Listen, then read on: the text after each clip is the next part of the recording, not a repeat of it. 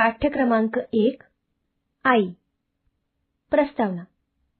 गदी माडगूळकर, जन्म 1 ऑक्टोबर 1919, मृत्यू 14 डिसेंबर 1977. हे विख्यात मराठी कवी व पटकथा संवाद लेखक होते. चित्रपटातील गीते, संवाद, कथा त्यांनी लिहिल्या आहेत. ते गद्य व पद्य दोन्ही क्षेत्रात प्रसिद्ध होते. त्यांचे गीत रामायण फार लोकप्रिय आहे. आई या कवितेत कवीने आईची महती गायली आहे.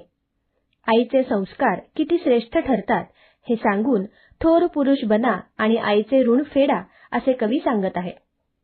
आई सारखे दैवत साऱ्या जगतावर नाही, म्हणून श्रीकाराच्या नंतर शिकणे आई, मुलांनो शिकणे आई. तीच वाढवी ती सांभाळी, ती करी सेवा तीन त्रिकाळी, देवानंतर नमवी मस्तक आईच्या पायी, मस्तक आईच्या पायी. आई सारखे दैवत साऱ्या जगतावर नाही, म्हणून श्रीकाराच्या नंतर शिकणे आई, मुलांनो शिकणे आई. कौसल्ये विण राम न झाला, देवकी पोटी कृष्ण जन्मला, शिवरायाचे चरित्र घडवी माय जिजाबाई, घडवी माय जिजाबाई.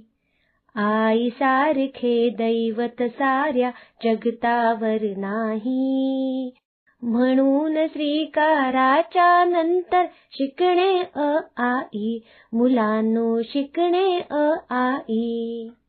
नकोस विसरू ऋण आईचे, स्वरूप माऊली पुण्याईचे, थोर पुरुष तू ठरून तिचा होई उतराई, तिचा होई उतराई. आई सारखे दैवत साऱ्या जगतावर नाही, म्हणून श्रीकाराच्या नंतर शिकणे आई, मुलांनो शिकणे आई. शब्दार्थ. आई, माता, मदर. दैवत, देव, गॉड. साऱ्या, सर्व, ऑल. जगत, जग, दुनिया, वर्ल्ड. स्वीकार, श्री, श्री. मस्तक, डोके, हेड. नमवी, वाकवणे, टू बो. त्रिकाल, तिन्ही काळात, ऑल थ्री टेन्सेस.